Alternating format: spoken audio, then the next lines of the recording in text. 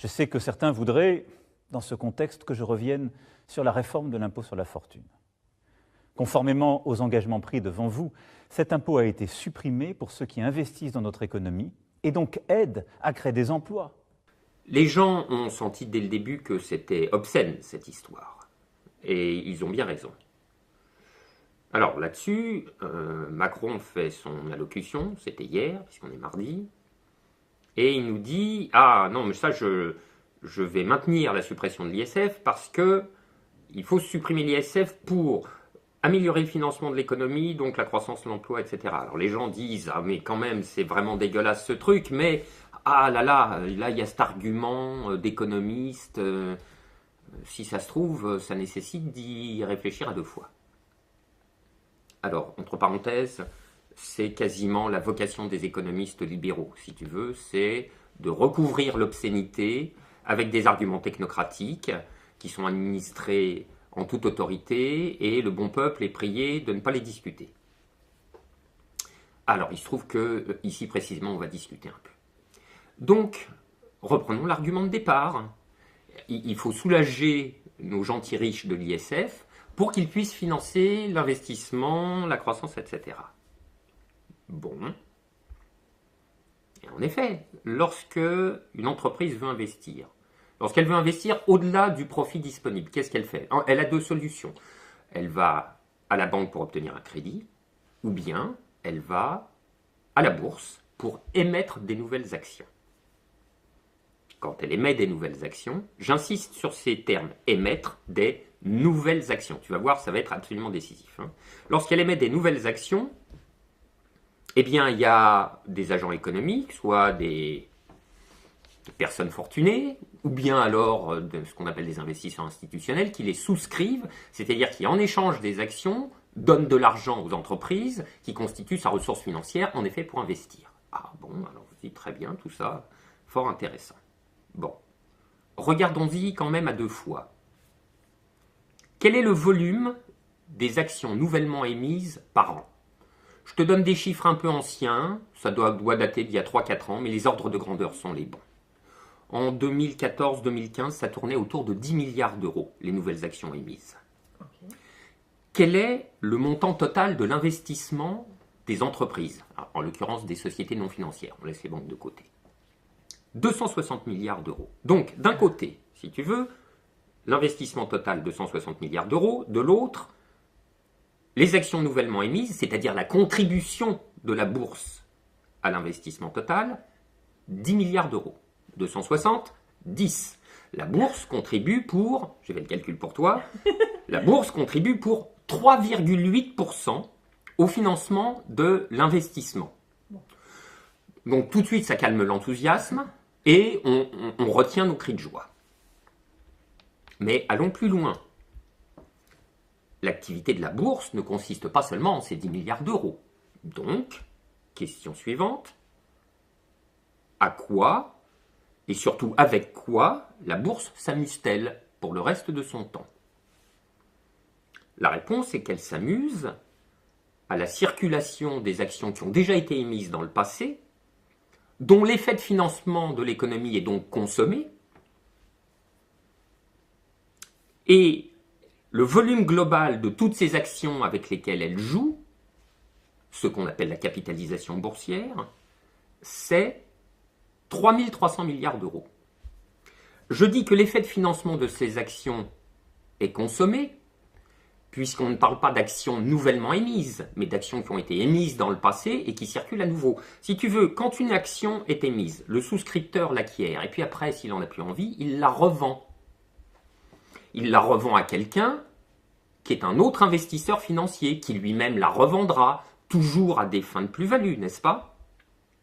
Donc, ces 3300 milliards d'euros sont la ressource du tourniquet spéculatif, c'est-à-dire d'un ensemble de transactions qui fait passer les titres de main en main, mais de quelles mains? Les mains des investisseurs financiers. Toutes ces transactions, les entreprises n'en voient plus la couleur. Là, on est vraiment dans le jeu spéculatif plus pur, qui n'a plus aucun rapport avec les problèmes des entreprises, de leur financement, de leur investissement, etc.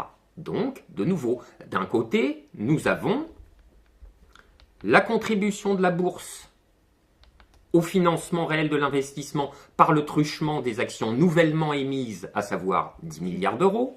Et de l'autre, nous avons la grande lessiveuse spéculative qui tourne pour rien, sinon pour la plus-value des investisseurs financiers, qui fait 3 300 milliards d'euros.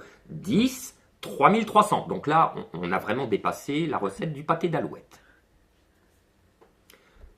La contribution, donc, si tu veux, dans la part de l'activité globale de la bourse, il n'y a que ces 10 milliards, c'est-à-dire 0,3% des 3 300 milliards qui sont utiles à l'investissement. Maintenant, partons de l'hypothèse que le comportement moyen des individus fortunés n'est pas très différent du comportement moyen de la bourse considérée dans son ensemble. On va donc avoir les mêmes proportions.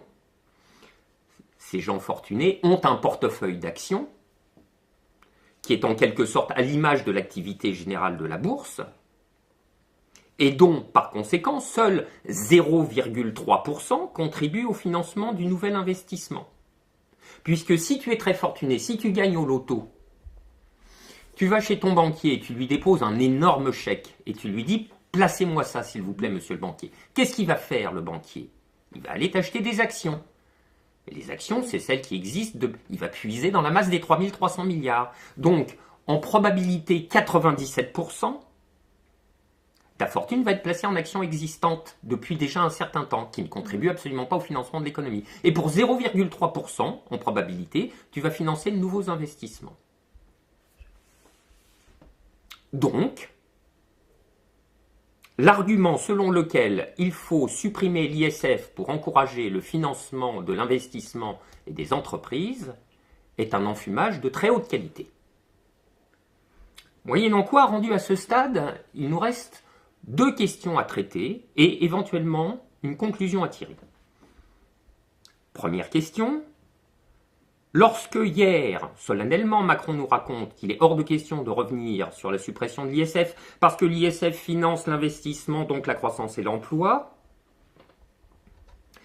est-il idiot ou bien est-il cynique? Car de 2 choses l'une. Soit il croit lui-même à son propre argument et c'est un imbécile, puisque c'est un argument qui est une contre-vérité à 97%, soit il n'y croit pas.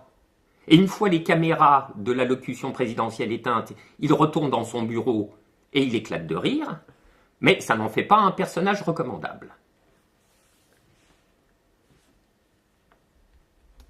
Deuxième question, quelle que soit la réponse qu'on apporte à la précédente, cette analyse permet-elle de nous éclairer quant à la nature réelle du projet politique porté par Macron ? Tu te souviens de ce meeting qui était intervenu assez tôt dans la campagne, que Macron avait terminé comme un putois qui s'est coincé la queue dans une porte en glapissant parce que c'est mon projet. Eh bien, à la lumière de cette analyse, on peut en effet qualifier ce qu'est son projet. Son projet, c'est de sécuriser la richesse des riches. Je sais que ça n'est pas un scoop, mais au moins on peut l'articuler à une analyse économique et puis on peut qualifier à l'os. Sécuriser la richesse des riches en 2 sens du mot sécuriser. D'abord en apportant la sécurité de dispositions proprement économiques et fiscales, et puis en apportant cette autre forme de sécurité qui consiste en la combinaison de la matraque et des gaz lacrymogènes. Conséquence à tirer. Au stade où nous en sommes, je vais dire au moment précis où nous parlons, car c'est toujours très important en matière de stratégie politique, la question du moment, la question de la conjoncture. Si l'on considère que Macron a lié sa personne et son destin politique à la question de l'ISF, alors, si l'on veut se débarrasser de Macron, il faut se débarrasser de la réforme de l'ISF. Il faut donc remettre le paquet sur cette question de l'ISF pour lui faire toucher terre. Là, il sera rendu à un point de décision qui, en fait, est un point de rupture. Donc, l'ISF au centre et en avant.